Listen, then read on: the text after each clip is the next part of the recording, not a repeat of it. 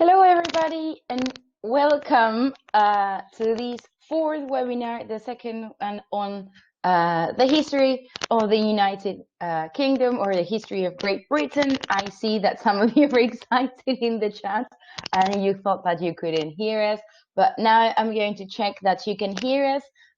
So I'm going to create a poll and I want you to tell me if you can hear me all right. Yes or no. Okay, so if you can hear me, click yes. If you can't hear me, well, probably you won't be able to say anything. So, well, click no, probably, that's what you will do. So, well, those on Instagram, I believe you can all hear me, so I guess that's all right.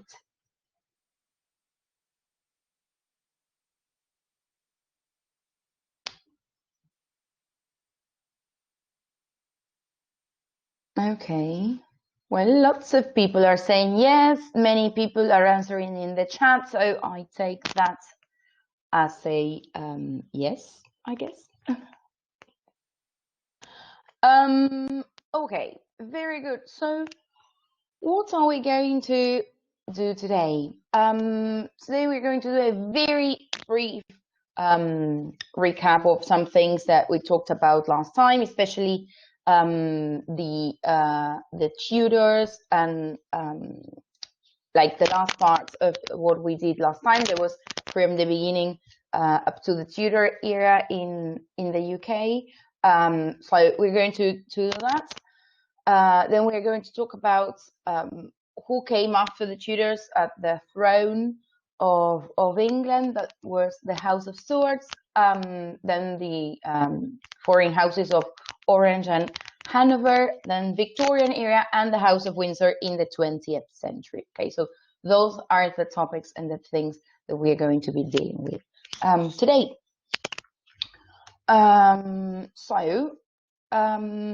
Being said, let's talk about what we oh, I forgot to place, there we go. So that's the recap. So we're going to talk about these things that I was just saying. So here in this timeline, as I showed you last time, and if you were not here you have a brief timeline in which you can see the different things that went through and everything happened. So we had the Beakers, the Celtics, the Romans, the Anglo-Saxons and the Jutes, the Vikings, the Normans, the Tudors, and that's where we are going to start today. We're going to start here with the Tudors and what comes afterwards. So, talking about the Tudors, you know, that we talked about the War of the Roses, how it was a long civil war in Great Britain, or in England, rather, in England.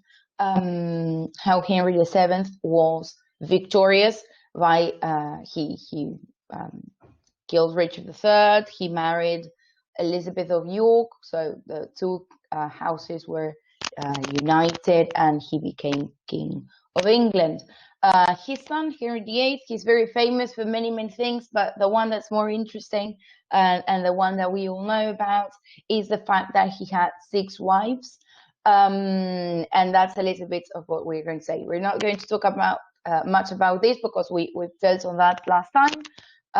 But what we're going to say is that he had 6 wives, 3 children. He was desperate to get a male heir. He did have a son that was a boy, but he was very ill, so he died young, and well, he couldn't make it. So his daughter, his first daughter by the first wife, which is Catherine of Aragon. Yes, these are all the wives. So first wife, Catherine of Aragon, had this girl as a daughter. She was Mary, and she became Queen Mary I of England. she married the King of France, that was a Catholic. You know, Henry was a Protestant, or he had started the Anglican Church of England. Mary was a Catholic. He married the King of Spain. There was a very strong Catholic ruler. So she wanted to make England Catholic again. The problem was that, well, she died, and her only heir was her sister, Elizabeth. Yes, her sister Elizabeth was the daughter of Henry by the second wife, that was Queen Anne Boleyn. Okay, and Queen Anne Boleyn was only able to marry him if they were Protestant, because the Pope didn't allow the marriage. So Queen Elizabeth had to be Protestant, because under the eyes of Catholics, she was not a legitimate child of the king. So she didn't have any real claim to the throne. So that is why she had to be Protestant. Regardless what her opinions were, she had to be Protestant. So we talked a little bit about Elizabeth. Elizabeth was a very strong queen. She was queen for almost 40 years. At the time, there was a lot, especially for a woman. She was a great queen. She had great moments. There was a great moment for the arts. And well, as we see here, like one of the most important things that she did was defend England against the Spanish Armada. That were the biggest and the most powerful empire in that moment, and they tried to attack England in order to overthrow her and install a Catholic ruler, but they didn't make it, and Queen Elizabeth stayed. So she didn't have any children. This is like probably something all of you already know. She didn't have any children. So when she died, her crown, and the English crown, went to the Scottish king, that was related to Elizabeth, because Henry VIII's sister, Margaret Tudor, had married King James IV from Scotland, and then so they were related, like they were cousins and etc. So that is why he was the closest relative that Elizabeth had. So that's why King James of Scotland, King James VI of Scotland, became King James I of England. And here's a little bit of the House of Stuart, and a little bit of what happened. So everything, I mean, in England, everything starts with James, but we are going to talk about other member of the Stuart family that was extremely famous and important, that is Mary. She may not be as famous as her cousin Queen Elizabeth, but they were queens at more or less the same time. So well, we'll see what happened. So when Mary, Queen of Scots, was born, oh, right. Time for a quiz before I forget. There is a quiz that will spoil what comes later, but I want you to know, and I want you to vote on this quiz. So House of Stuart. Mary, the Queen of Scots, she was the queen of another country apart from being the Queen of Scotland. She was the Queen of Scotland, but she was also queen of another country for some time. So here is where I want you to vote again. So what is your decision for these? Oh, wait a minute, I have to create a poll for these. England, I can't for some reason create a new poll. Oh my god. Now I know. Okay. No, okay, this one. Here we go. So vote A, B, or C. what country was she queen of? Was she queen of England? Was she queen of France? Or was she queen of Spain? Oh, I see that there are lots of options. So she was Queen of Scotland, of course. Her name is Mary, Queen of Scots. Well, Mary Stuart, but we know her as Mary, Queen of Scots. So, always have to say which one you believe was the other country she was queen of. Okay, most people are getting it right.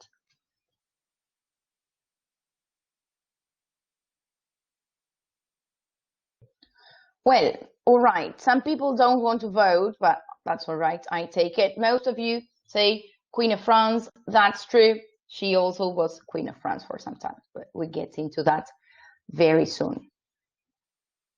So let's move on. So Mary, Queen of Scots. She was when she was born, her father had been recently defeated by the English in battle, so he was really unhappy and sad and died only a week or so after Mary was born. So at the age of 9 months, she was crowned Queen of Scotland. The interesting thing is that she was also dressed in military clothes, and they put a crown on her head, which are very heavy. I mean, crowns look great, but they are very, very heavy. So she was a 9 month baby, so they had to hold her so that she wouldn't fall. But yes, since that time, she became Queen of Scotland.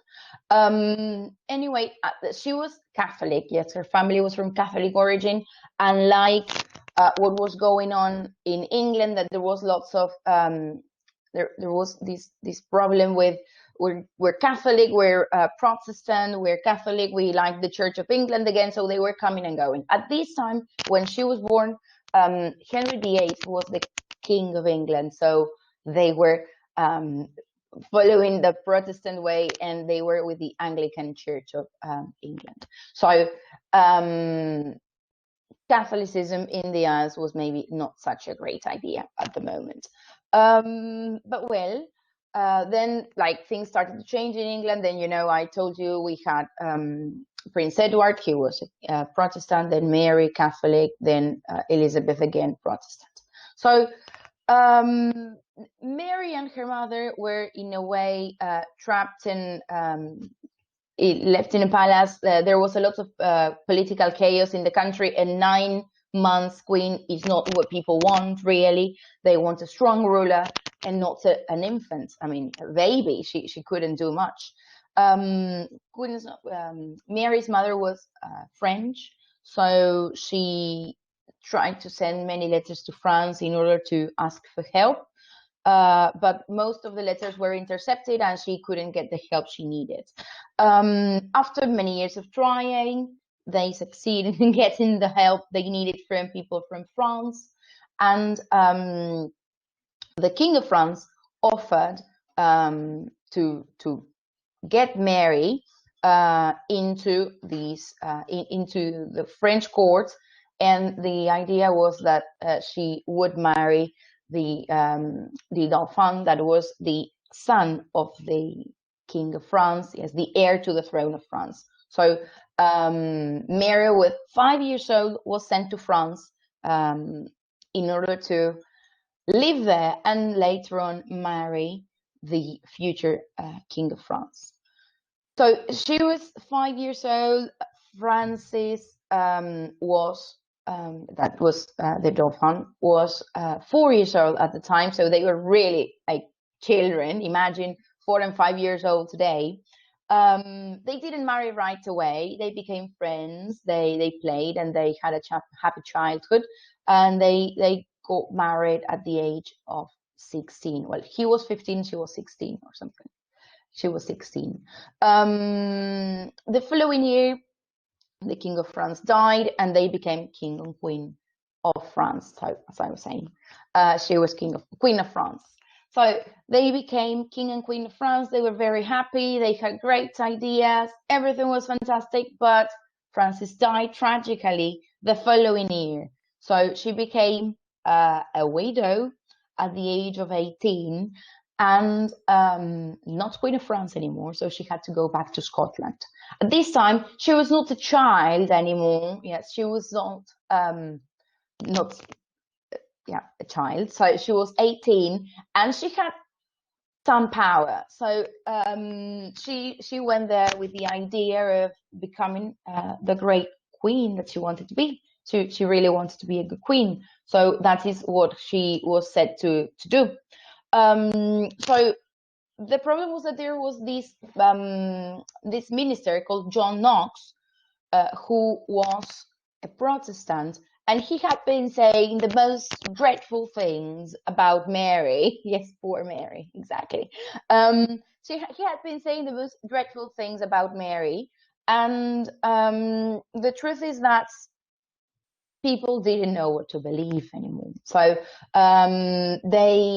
this man John Knox was saying, well, these terrible things, that she was a heretic, that she was a spoiled child, that she had been educated the French way, and French people are wicked, and that she was a heretic, and well, lots of things about Mary. So that didn't make her extremely popular with most people. Anyway, she did try to be a good queen. The problem was that, again, she was a woman in the 16th century without a husband, and that is never a great idea, you know. So what happened was that she decided to marry another Stuart. Yes, her surname, remember, was Stuart. She decided to marry another Stuart who had some royal blood on him. So she thought that this would strengthen her position in power. So she married this man, and she had a child. The child is who's called James, the one that will later on be James the 6th of Scotland and the 1st of England. So this is the connection that we were talking about. So when they got married, she realized that this man was not as friendly as he was supposed to be. She didn't make him king. He was a consort, so he couldn't rule over her. He had some power, but she was still queen, and she was the most powerful one. But what happened was that this man was well, he had this idea that Mary had some sort of affair with one of his secretaries. So when Mary was 5 months pregnant, he decided to kill this man right in front of Mary, apparently. So there are two theories. One that was that he wanted Mary to have a miscarriage, that is to say, to like miss the baby, so that the baby wouldn't be born, because he was jealous, because he realized that his son was going to be king and he was not. And the other theory suggests that maybe this man thought that Mary had an affair with this man, and he was the real father of the baby that was in Mary's womb. The truth is that we don't know why he really killed him, but he did. Mary was disgusted by this, but she couldn't do much because she was married, and she was a Catholic. So it's not that he could divorce him or anything. Well, Mary gave birth to a child, and her husband decided to leave the country. He tried to escape. He escaped Edinburgh. He went to Glasgow, but he had to stop there because he was extremely ill. And then they later on discovered that he was ill because he had syphilis. The interesting thing was that Mary didn't have it. So what they like, these in a way, helps this theory of that maybe it wasn't really his child, the one that Mary was carrying, but we really don't know. So apparently Mary invited him back to Edinburgh. There were some ideas on reconciliation, but very soon after this, he was in his house. He didn't move to the castle with her. He went to a different house. There was an explosion and this man died. The funny thing is that when they found his body, the only marks on his body were of strangulation. Like he had marks all over his neck as if he had been strangled. So it's not very clear what happened really to him. But many people were suspicious on Mary, and I think that Mary might have something to do with the murder. So they accused another man of one of the people that were Mary's secretaries and advisors rather than secretaries. So this man that was accused of killing him, well, he had married Mary in this brief time in between. So this really damaged Mary's reputation, and the Scottish lords wanted to get Mary off the throne. They didn't want this scandal and these political difficulties. Like a queen can't kill her husband because she doesn't like him anymore. So Mary was forced to renounce her crown, and she abdicated, and she passed on her crown to her son James. James was an infant at the time. He was about 2 years old. So same story. Mary she tried to escape because people who were there were Protestants trying to make her look bad. All these one John Knox was trying to do. So they imprisoned Mary while her son was the king, but he was an infant, so he couldn't do anything. They imprisoned Mary in Scotland, and for many years she tried to escape. She finally did escape, and that's what the funny things like. For many years, she sent letters to Queen Elizabeth in England, her cousin, saying, "Please, dear cousin, I'm trapped.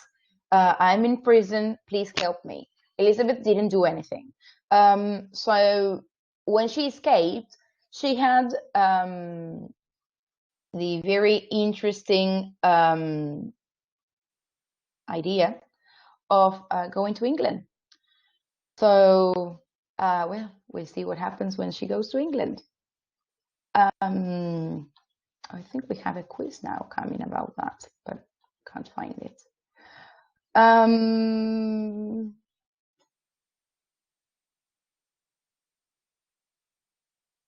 Okay, well, no, first we have King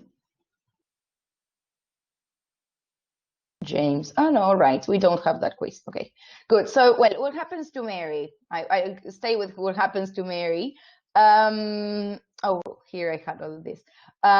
So what happens to Mary is this. You have to vote. What do you think happened to Mary when she went to England? Option A, she was kept in prison for life. Option B, she was sent back to Scotland. Option C, she was sent to prison for 18 years, and then she was killed.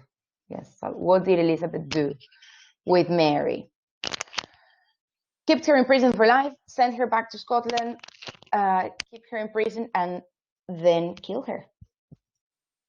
So you people from Instagram can vote as well, A, B, or C. What do you think happened?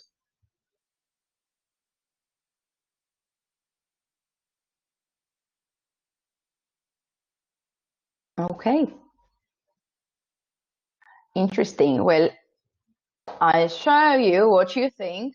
Most people are saying C. Some people say A. Many people say B. Well, the correct answer is C. Poor Mary. Her tragic life has been tragic, but then she spent 18 years, 18, maybe nearly 19 years, a prisoner in England. She never met Queen Elizabeth, but Queen Elizabeth moved Mary. In these 18 years, she moved her from castle to castle, changing her prison because, again, Mary was Catholic, Elizabeth was Protestant. So Catholics were using, for all this period of time, they were using Mary and trying to make Mary the Queen of England. So Mary was a threat to Elizabeth. So she didn't want her to be she had different options. Like, one sent her to Scotland. That would have been very cruel. They were probably going to kill her. Another option would have been sent her to France, where she had friends. But that would have been too good, and maybe the King of France and the King of Spain could have used Mary to take Elizabeth out of the throne of England. And then, well, this was this other option of keeping her in prison. But she kept, as I said, she kept moving Mary because she had this idea that maybe the French, the Spanish, the Catholic in general were going to find Mary, and they were going to use her, as I say, to overthrow Elizabeth. So she wanted her moved from one place to the other in order to avoid this. So for 18 years, she was coming and going from different places. What made Elizabeth make her kill her in the end was that apparently, I mean, this can never be proved. We don't really know if this was true or not. But there have been some letters with some Catholic daughters who wanted to kill Elizabeth and make Mary queen. And apparently, it is believed that Mary had replied to some of those letters. It has really never been proven that was the case. But that's what happened. That's what gave the English government enough proof to have her killed. Elizabeth didn't want to kill Mary because she was a queen, and kings and queens shouldn't be killing each other in sort of cold blood, because she was imprisoned already. So she had to execute her. This was not battle, so it was really not the thing you want to do, because if you kill a queen, that means that anybody can come and kill you if you're a queen. I mean, at those times, royals were protected. So she was really against this idea of killing Mary. But in the end, she signed the execution order. There is this other theory that says that Elizabeth was tricked into signing this. They told her that it was something else, and she didn't pay attention, and she signed. I honestly don't believe that very much, because I think Elizabeth was really smart to do that. But she was a bit confused. They poisoned her head, and she went on with the execution. So Mary, Queen of Scots, after a tragic life,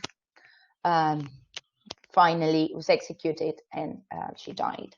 It is believed that she found out of her trial and that she was going to be executed just the previous day of her execution. And she was not really unhappy. She had a terrible life, so she said, well, I'm happy to leave this. Well, it has been terrible, because it actually, she had a terrible life. She had some happy 13 years in France, but after Francis died, everything was horrible and went downwards for Mary. So enough of Mary, now you know who she is. So we'll move on to her son. Okay, so her son was James VI of Scotland, and he became James I of England as soon as Elizabeth died. Again, he was raised a Protestant by the people who had taken her mother away from the country. So he was raised a Protestant. Elizabeth was a Protestant. They became close enough, though James was the king while his mother was in prison. He didn't do that much to help the mother. It is believed that he had been poisoned, and he was told the most terrible and dreadful things about her mother, like all these things that we were saying before, that she was spoiled, that she was very French, that she, well, it is also said that Mary, Queen of Scots, didn't speak very good English. She, being raised in France, she spoke with a French accent. But well, James was, you know, there were many things that people said about Mary. He, in a way, helped her, but only in the with the diplomatical channels. Like, he didn't invade England to free his mother or anything like that. He said, well, okay, please, Elizabeth, can you free my mother? No, I can't. Well, okay. That was pretty much it.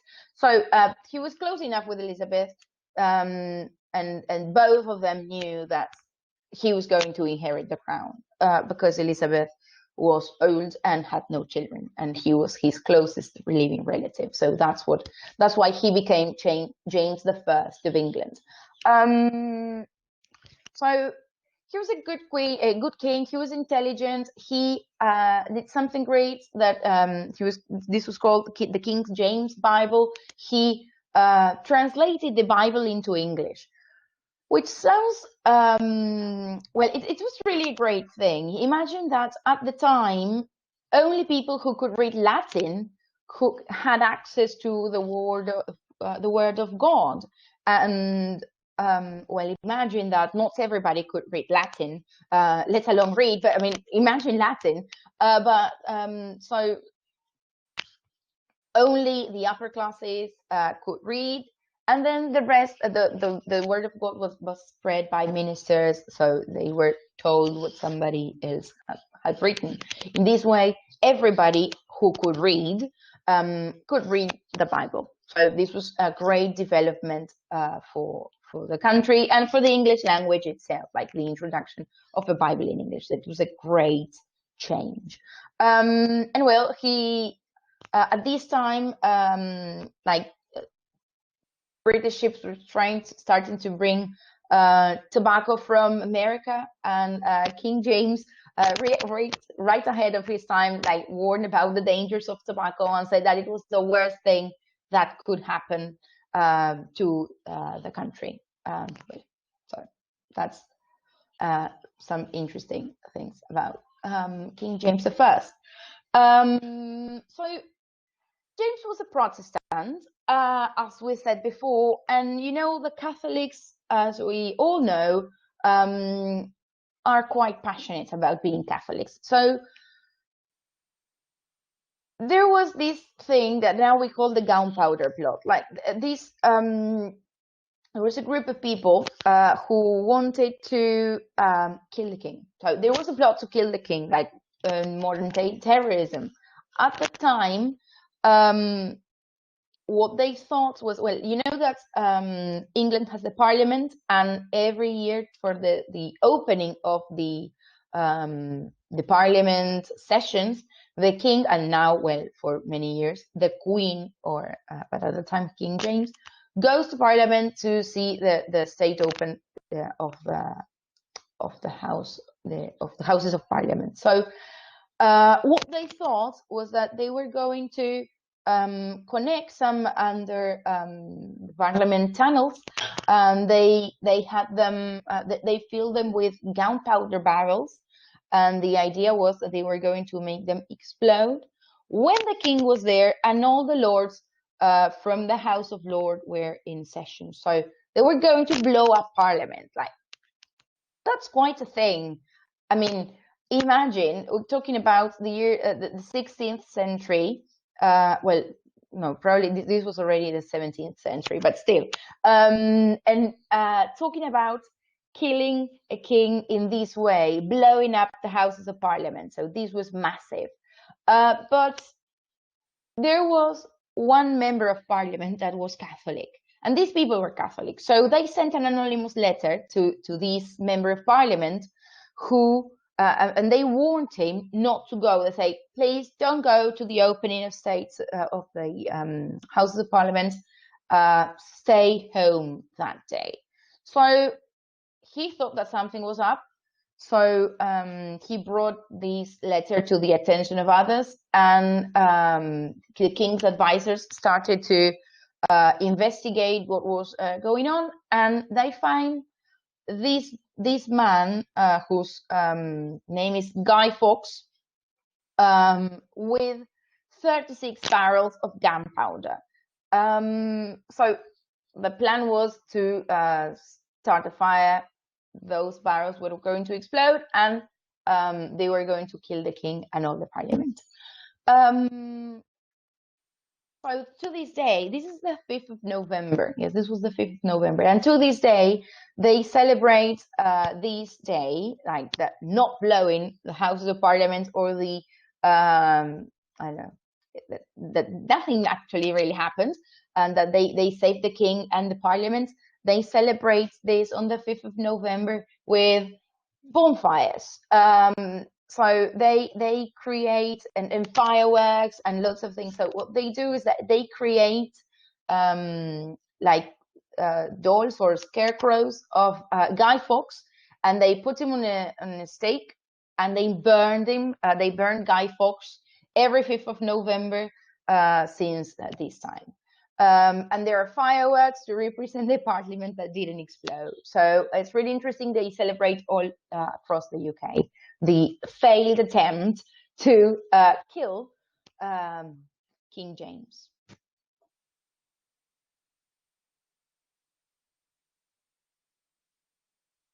Okay. So we move on to King James, and we go to his son, Charles I. Charles I was the second Stuart king England had, but he did something that we've seen last time was not very popular, and well, we know it's not very popular for any politician to do, was raise taxes. He had a very aggressive foreign war and foreign expenses. So always the same, wars abroad mean that they need to raise taxes and tax the people of England. They didn't like it. So a civil war started. The war lasted for about 7 years, yes, in which a group of members of parliament who was against taxes and didn't want to approve this raising of taxes, they were against the king. So this was this political turmoil between the parliamentarians and the ones that were on behalf of King Charles I. So the Civil War ended, and the parliamentarians won. So what do you think happened to King Charles? We have three options here in the slide. Option A, Charles was beheaded.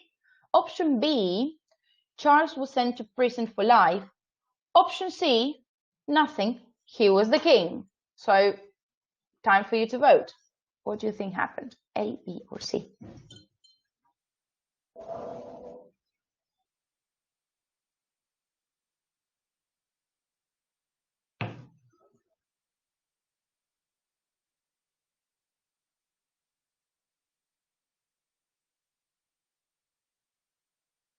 Okay. Interesting. I like it how people, like, I mean, how you like extremes. Like, how you said he was beheaded, the other one, like, nothing, he was the king. Yeah, both of them are possible, but he was actually beheaded. So, ta-da! Oh, spoiler alert. Yeah, I had to move on to the following slide because it's very funny. Yeah, he was beheaded. He was beheaded. So what happened next? He was beheaded, and there was no king. So what were they to do? Well, they had the brilliant idea. Yeah, oh my God, he was beheaded. They had the brilliant idea of naming this man that we have here in this photograph. His name was Oliver Cromwell. He named them Lord Protector. So England was no longer a kingdom because they had no king. So they named, they were called a commonwealth, yeah, an area in which people would work and try to help one another. So Oliver Cromwell, who was part of the military that was fighting for the parliamentarians, did not want the title of king because he was definitely against of kings, and he wanted to be different and not an absolutist. And well, what happened? Well, he ruled without a parliament for 5 years, so he was even worse than previous kings. But the English still like him. There is a big statue of Oliver Cromwell right next to Houses of Parliament. So if you go to London, you probably, well, you might have seen the statue. If you have been with me, probably you have seen it. You know that there's a big statue of Oliver Cromwell, not on the river side, but on the other side, on the side of Westminster Abbey. And allegedly he's there. Protecting the parliament for anybody that wants to do anything bad to the parliament. Well, that was him, like he canceled the parliament, but then anyway, he is supposed to protect it, you know. But well, so when he died, his son inherited his title. So yeah, nothing like a king, right? So his son inherited the title, but they realized that the son, sorry, realized that he was not meant to be there. They really, he was not very good. So,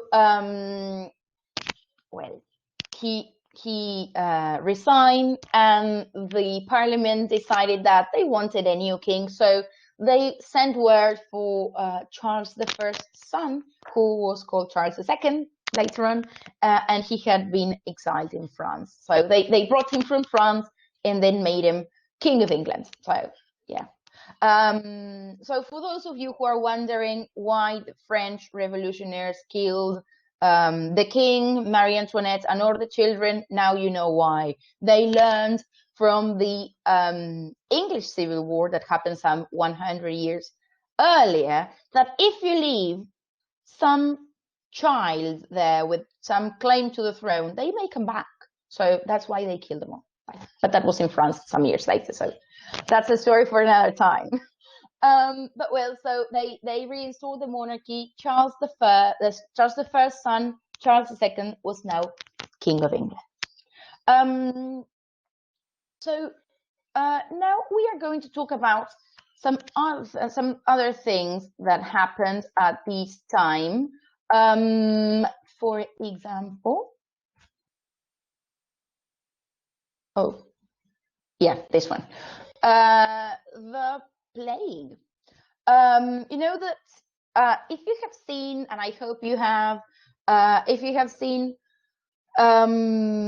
films and or series or read books connected to this time, you know that this was very common. Plague, death, these terrible things happened all the time in most European cities because they were extremely filthy. They were like, yeah, it was horrible. But well, lots of rats.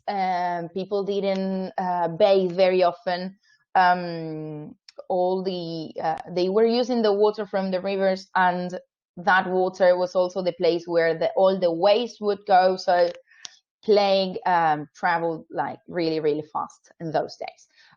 So there was a plague in London in 1655. It was called the Black Death.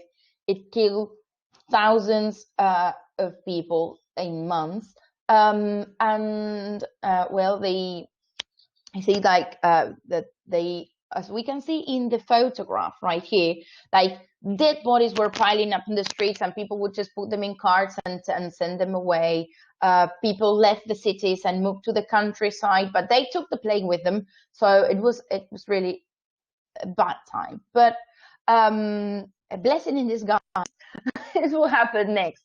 In 1666, a small bakery in London, I believe it was in London Bridge, caught a spark and started a fire. We're talking about the year 1666. So imagine that everything at the time was made of wood, and houses had these straw roof. They had thatch roofs, you know, that this made of straw. So that is well, that would burn extremely easily. So the fire spread and spread throughout the city of London for 5 full days. So that we can see in the photograph as well. So the fire was tremendous. As I say, it would imagine a whole city burning, like the city of London burning for 5 days. It destroyed the Whitehall Palace where the kings lived at the time, though the kings were hardly ever in London because of these horrible things that I say happened in London. They destroyed lots of Whitehall Palace, St. Paul's Cathedral, the London Bridge, and most of the city. So the city had afterwards to be rebuilt by the people, but this time they used stone, and later on they would use bricks. So this time they used stone. So most of the buildings that we see in London these days date from that time, from around 1666 and onwards, in memory of the Great Fire. Because of the Great Fire. In memory of the Great Fire, we do have different things. We have a monument that is called Monument in England, and it is to remind us of the Great Fire. They rebuilt St. Paul's Cathedral. This was done by the same architect, Christopher Wren. From that day onwards, thatch roofs, these sort of roof that's made of straw, is not allowed in the city of London anymore. You can find them in other places of England, such as the Cotswolds. Sorry, not the Commonwealth. The Cotswolds, like very these cottage style houses, but not in London. It is absolutely forbidden. The only place in the whole city of London that has got a thatch roof is the Shakespeare's Globe Theatre, which is not Shakespeare's original theatre. You know that it is a recreation of Shakespeare's theater, that was done in the 90s, yes, in 1990s.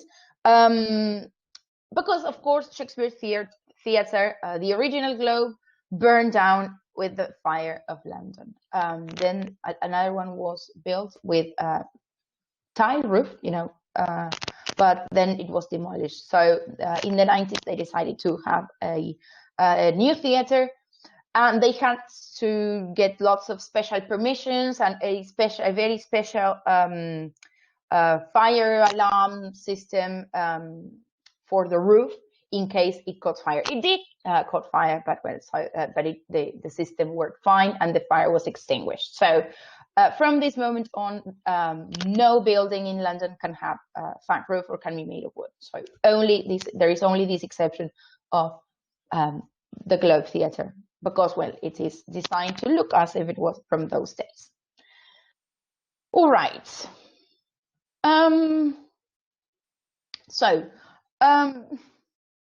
Crazy things that happen in British history. I'm sorry, I laugh. So Charles II died in 1685, and his brother James II became king. But guess what? James was a Catholic. So again, this situation, Protestant Catholic going on. So what happened was that James actually thought that he was a mild Catholic. He was not so passionate. Neither was his brother. So he thought that this was going to be okay, and that he was going to stay king. But the Protestant really didn't like him, and they tried to find somebody else to be king and queen of England. So what did they say? Well, this woman Mary, that was James' daughter, had married the William, the King of the Netherlands. So they say, why don't you come and are also King and Queen of England? So they say, definitely, why not? They came all the way from the Netherlands, and they took James II out, and they became king and queen. The interesting thing, though, that at the time they ruled together. They were a real power couple, and both of them were involved. Since Mary was the original one with a claim to the throne, but he was a king, so both of them ruled together. So when they died, they didn't have any children. So Mary's sister Anne became queen. Yeah, she was the one that was left to be Queen of England, Queen Anne. So Queen Anne was the last of the House of Stuart, as we would say. She did many interesting things. Like some of the most important things she had was there were two: the Act of Settlement, that is the that was in 1701. That's where she signed who her successor was going to be. She signed that her successor had to be Protestant, yes, and she said that it was going to be some German woman called Sophie, but that's a story for a bit later. And so she did that, the Act of Settlement, and then she decided in 1707 that Scotland and England should have the same parliament. So that time, 1707, was when England, Wales, and Scotland became a united kingdom. All right, so now we move on to the Hanoverians, at the House of Hanover. So as I said, the Act of Settlement said that this woman called Sophie from Hanover was going to be Queen of England. She was the queen of the region of Hanover in Germany, what is now Germany. So she died, and her son George was the one to inherit the crown. So he got the crown. He was king. There's lots of interesting things to say about the Georges. The first four were called George. So we have George the first, the second, the third, and the fourth. Then we have William and Victoria. But so like the first four were called George. And well, if everything goes right in some years, we will have another George. But well, that's something I'm going to talk about later. So at this time, interesting things were going on. At this time, the parliament was powerful again. There were two political parties that, in a way, remain until today: the Whigs and the Tories. And in 1721, Great Britain had its first prime minister in the year 1721, and that was Sir Robert Walpole. Yeah, he was the first prime minister. So interesting that at that time this had started.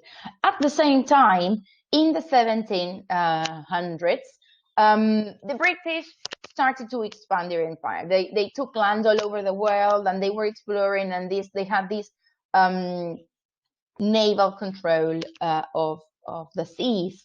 So they fought France over Canada and over India. You know that nowadays Canada is part of the Commonwealth, so they are still connected to the UK. But well, there's still some territory which used to belong to France.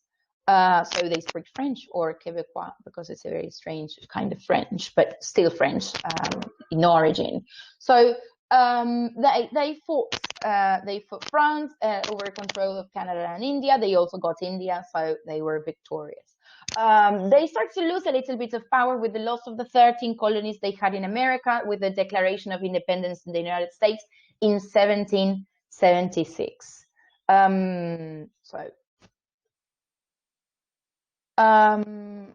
This is the same slide. Okay. So moving on into almost the 19th century, we're going to start talking about this again war between England and France. You know, remember that last time we talked about 100-year war that was actually 118 years war between England and France. This time it was shorter, luckily. There were a series of conflicts, but well, basically they were at war for all this time. So here we have Admiral Nelson, who won the sea battle of Trafalgar in 1805. So with him and these people, like Britain ruled the seas, and this was really what would move on to lay the basis for the great British Empire. Again, another important fact was in 1815, the Duke of Wellington defeated French Emperor Napoleon at Waterloo Battle. Yeah, so like these two big victories of the not so old history of England, they love them so much. They love the Duke of Wellington and they love Lord Admiral Nelson. And that's why we have the following question in our quiz, that is, Admiral Nelson is at the top of the monument in A, Waterloo Square, B, Trafalgar Square, C, Nelson Square. So I am going to ask you to vote. Which one do you think is the correct one? A, B, or C? Waterloo Square, Trafalgar Square, or Nelson Square? So, you know, in case you don't see, like Nelson is the guy who's at the top of the monument, right here. This is the statue of Admiral Nelson. So Waterloo Square, Trafalgar Square, or Nelson Square?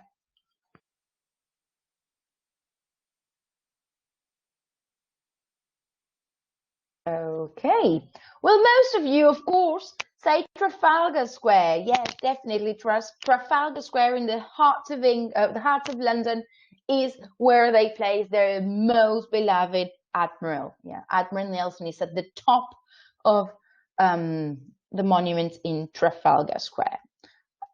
So that's where he is. There. All right, very good. And as I say, we have the 4 King Georges. Then we have one of the last one's brother, that was King William. He was king for a very short time. And then a little girl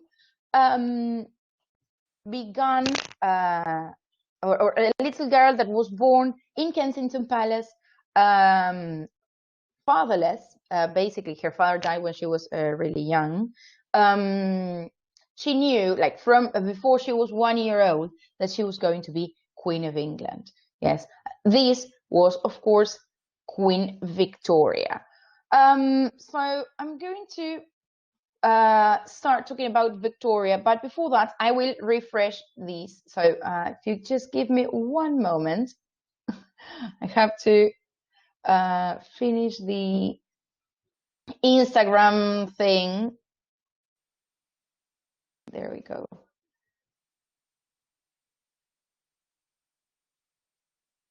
And in order to start a new one. Okay.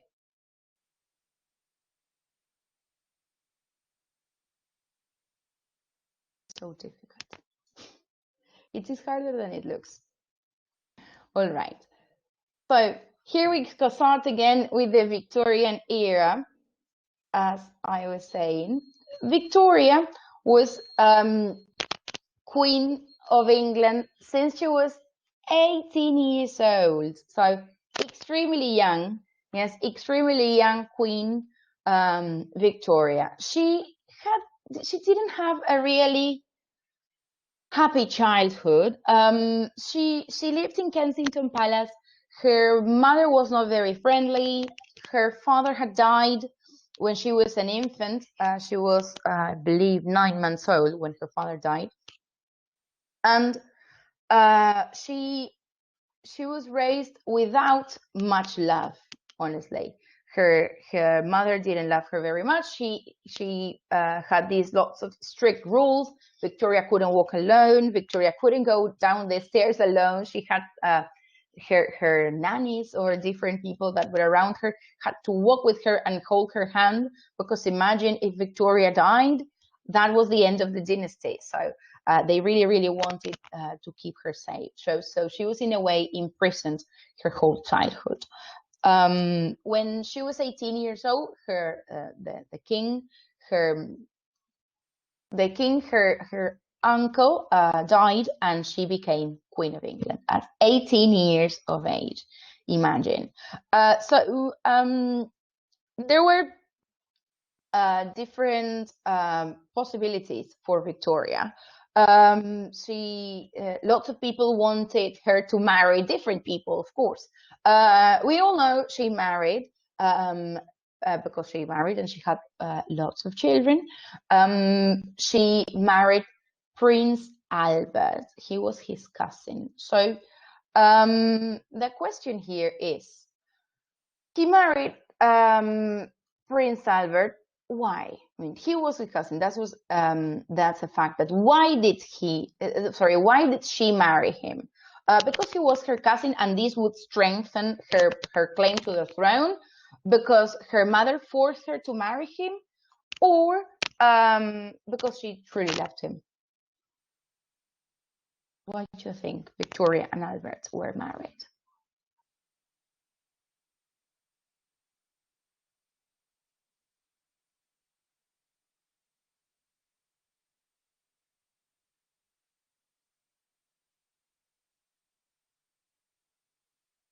Okay, I see there.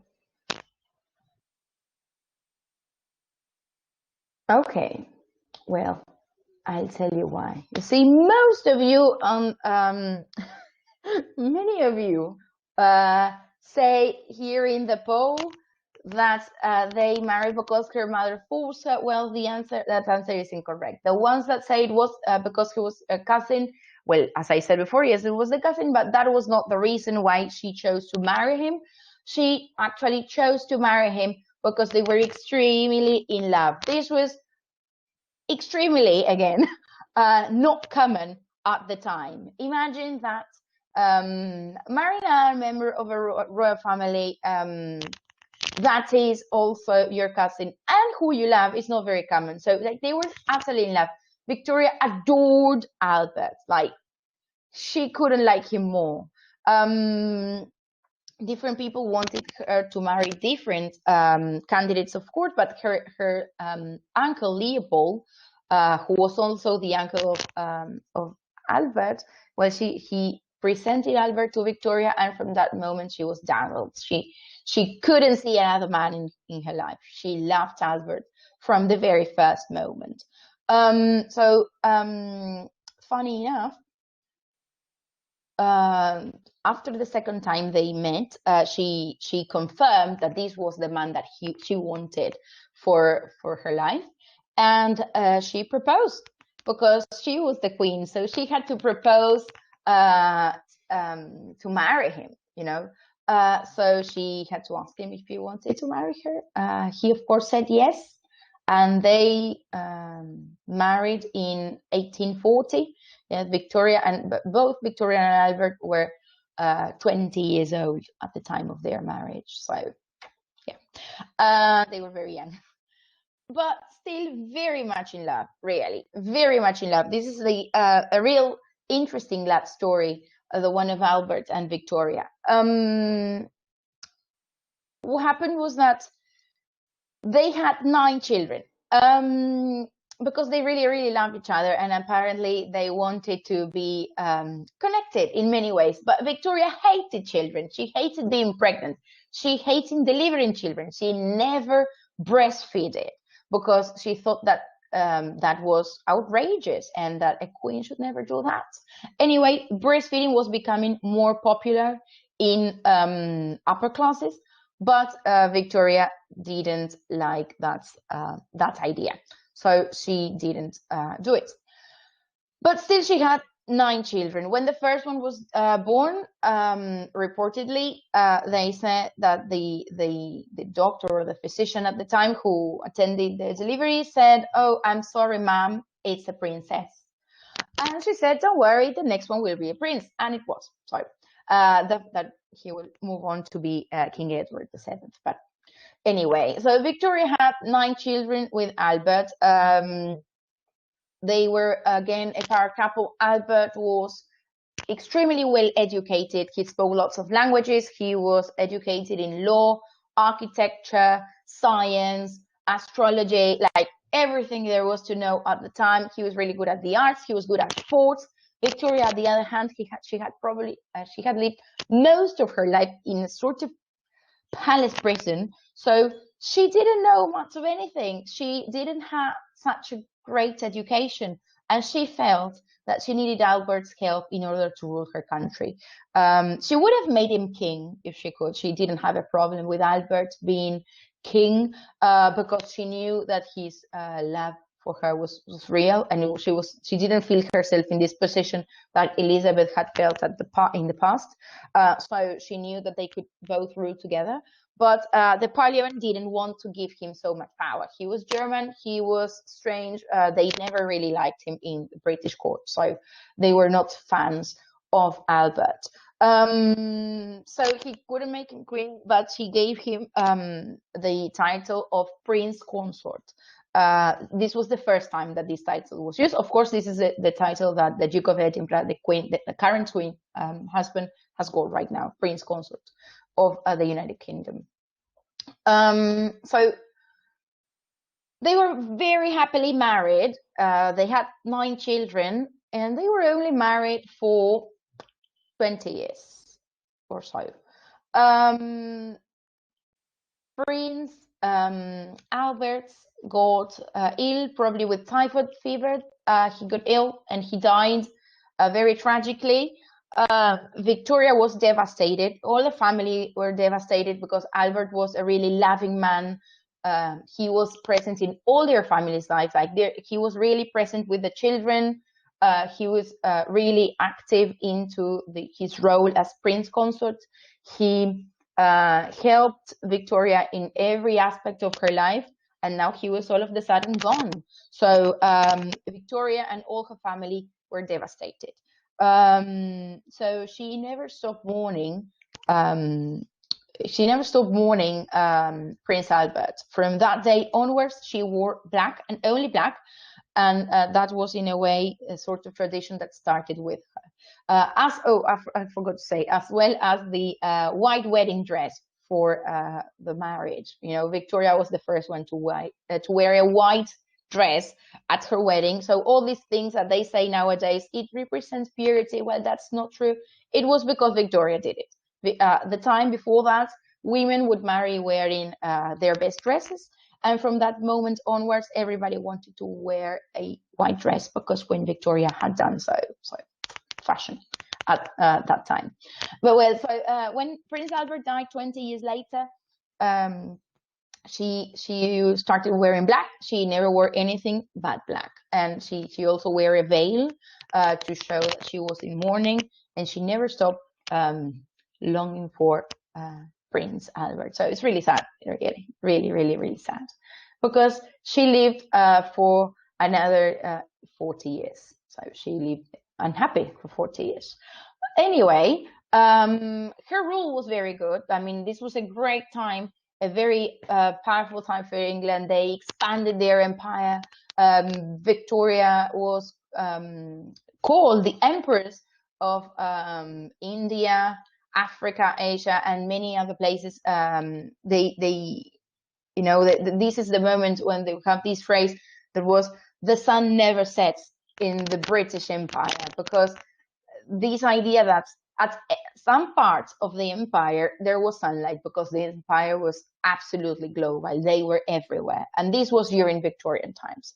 In Victorian times, of course, we've got all the consequences of what was the Industrial Revolution. So we had great machinery, factories, progress, the railway, and all these things that were very forward at the time, and were really advanced, as opposed to what had been life before this.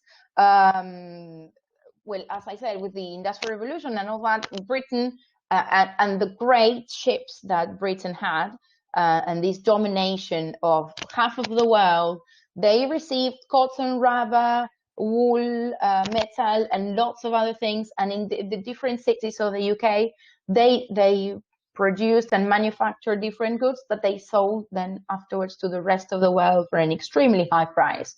This is very famous places like Manchester for cotton, as that's like where the Industrial Revolution started sometime. So yeah, this was all during the Victorian era. And well, so she was a queen. She reigned. That's what I want to say, for 63 years. So she was the longest reigning monarch at that up to that time. Then now Queen Elizabeth II has been queen for longer. But imagine 63 years, Queen of the United Kingdom, was an incredible amount of time. So we move on to the last part of our webinar. That is the House of Windsor. Victoria and Albert both had this very German surname. Their surname was Saxe-Coburg-Gotha or something. It's very German, very not what they wanted after or during the First World War. The Germans weren't like it. Nobody liked the German Kaiser, though it was related to the British royal family, of course, because, as I said before, Victoria had 9 children. They married into all the royal families of Europe. So they were family member. I mean, they were family related to the German Kaiser, to the different kings and queens around, and to the Russian Tsar, for example, at the time of the Russian Revolution. So at this time, King George V, yes, that was Queen Victoria's grandson, changed the family name to Windsor, to the name of the castle where they have lived for many years. This is the name that the royal family has now. They are called Windsors. Yeah, so they are Windsor. So they didn't want this German surname being attached to the royal family. They didn't want to remind people that they were originally German when everybody hated the German at the beginning of the 20th century. So King George V, another interesting thing that he did was that he made the first radio Christmas broadcast in 1932. You know that nowadays the Queen is live on Christmas Day, sending a Christmas message to all her subjects. Well, this tradition started, of course, with the radio and not the television in the year 1932. So this was her grandfather, King George V, who started this tradition.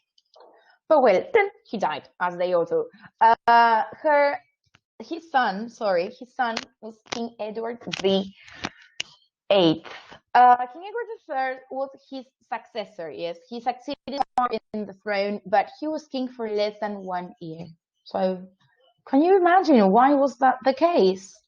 Why was it that this king was only king for less than a year? He was king from January to December of 1936. So why did he abdicate? Why did he leave the throne of England? Option A, he wanted to marry an American woman. Option B, he wanted to marry a divorced woman. Option C, he wanted to marry an actress. And option D, all of the above are correct. What do you think?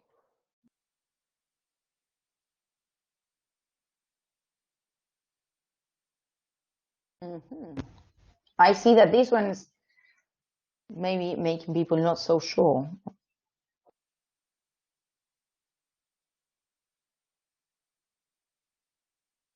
Okay, somebody's giving us an answer there, but well, very good. The answer is D. Yes, D. All of the above. Imagine the King of England wanted to marry an American woman who is an actress and she is divorced. I mean, that's a scandal, isn't it? So forget it. There was no way, nobody was going to allow that. Like they say, well, you're going to destroy the monarchy. You can't make this happen. Like it's impossible. This can't happen. You can't marry this woman. Well, he disagreed. He really, really, really wanted to marry Wallis Simpson. So he abdicated and he left the country. He went to France and he married Wallis Simpson. And then his brother, the man we see there in the photograph, became King George V. Yes, this is our current queen's father. So, so here we go to the last reigning monarch of the UK so far. So his daughter became Queen Elizabeth II of the United Kingdom of Great Britain and Northern Ireland. So far, the last one in our journey. She is the longest reigning living monarch in the world. So I say living because there were some that lived that reigned for a few more years. But from the UK, of course, he's the longest reigning monarch. We talked about Victoria with 63 years. But the Queen has been Queen of England for 68 years and 151 days till this exact day. So she's been Queen of England for an extremely long time. She's a very strong queen. Well, those of you who know me know I'm her fan. She was active during the Second World War. She has married also the man she wanted against many people's advice. She is a great granddaughter of Queen Victoria, so is her husband, but well, you know, that's what happened between royals. She's had 4 children. She's a very strong woman. She had lots of prime ministers. Probably you have all seen the TV series The Crown, in which you can definitely see how many amazing things she has done and what a tough life she's had. So, well, there you go. She's been queen for more than 68 years. And with this photograph of this somehow tragic day for me of the wedding between Prince Harry and Meghan Markle, we finished today's talk, in which we see what the British royal family look like now. Yeah, we've got Harry and Meghan, we've got the Queen and the Duke of Edinburgh, her husband, next to them, Prince Charles, that is the heir to the throne of England. Of course, Kate and William, who will come afterwards.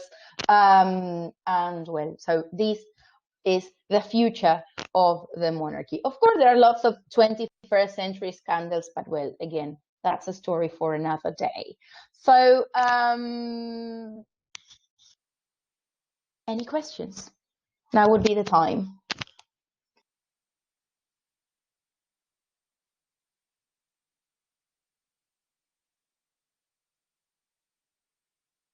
So, well, I see that Millie is writing a question in the chat, I guess.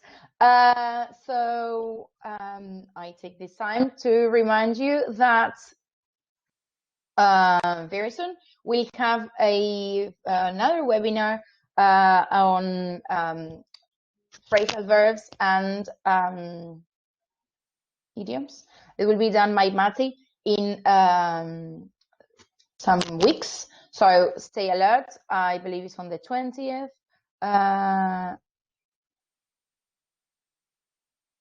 Okay, we have the question is, wasn't the divorced American actress thing just an excuse for him not to become king? Well, that could be debated.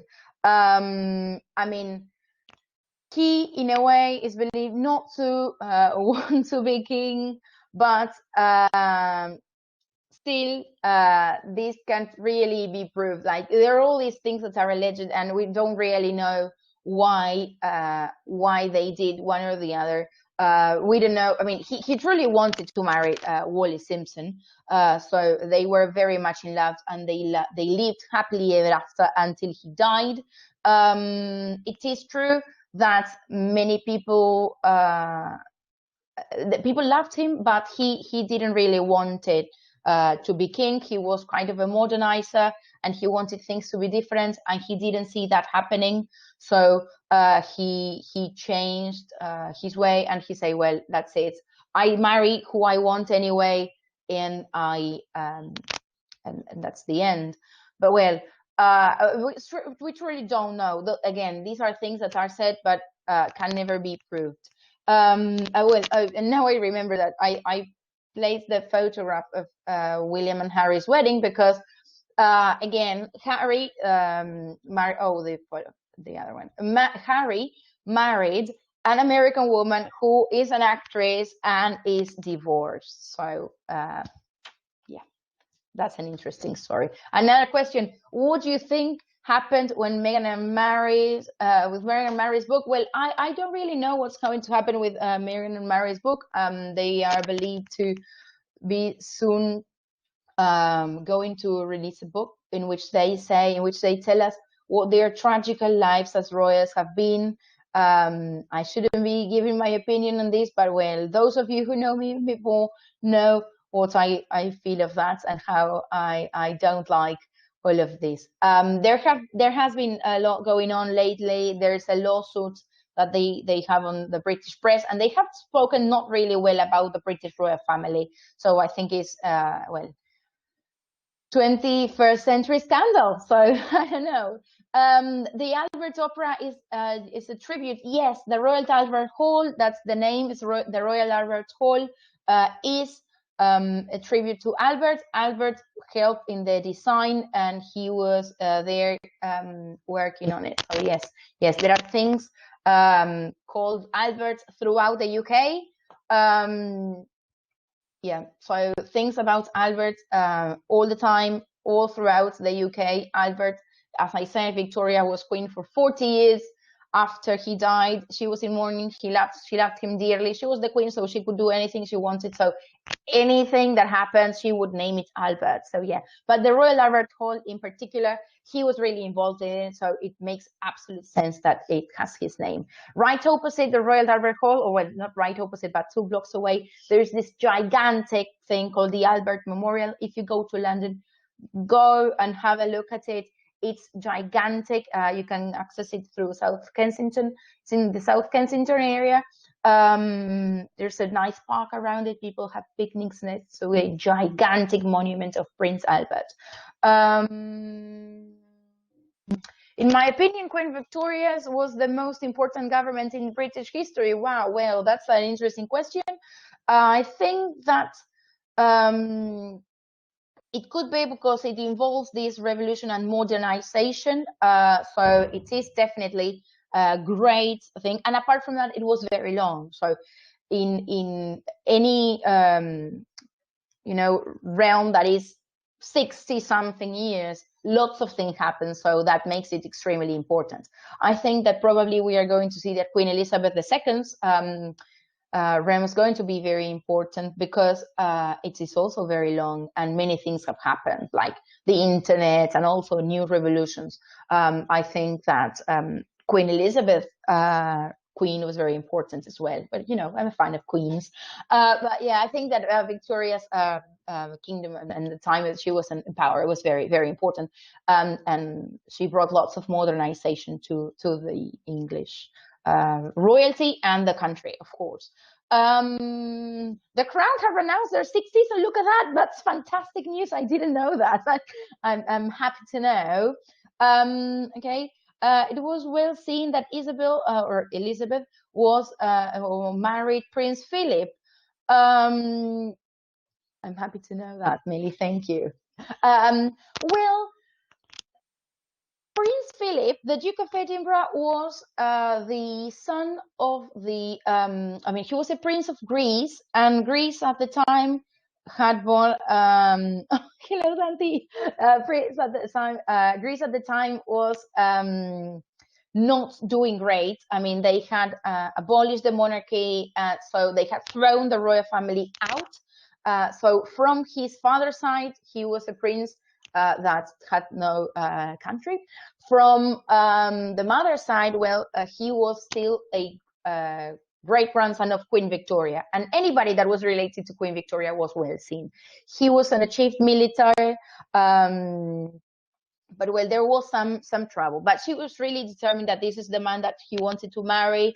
So again, as Francis sort of convinced the father, and she managed to marry who she wanted, and they have been living happily ever after ever since. They are really old. He's 98. He turned 98 a couple of weeks ago.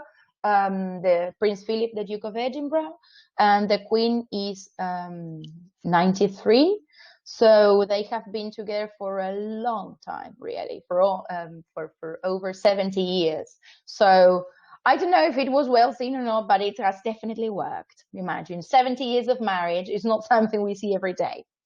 But well, I guess there are no more questions. I don't know. And so the only thing that's left for me to do is to thank you so much for being here. I have received a message informing that the webinar done by Matt is going to be on the 25th of July. Yes, the 25th of July at 5 p.m. Yes, so that will be the following webinar that we will be having. I thank you all very much for being here. Of course, I forgot to say it at the beginning because that was what I wanted to start it. I wish you all have a very happy Independence Day. I know it is a holiday. It is the 9th of July. For our country, I speak a lot about England, but anyway, you know, it is Independence Day for us. So have locro, have fun, and enjoy the rest of this long weekend with your family and stay at home. Thank you so much for being here, all of you. It's been very nice. I'm happy that you're a fan of the royal family now. I love it when I can share a bit of my passion for history with all of you. So, well, again, I thank you so much for being here. And, well, I hope to see you.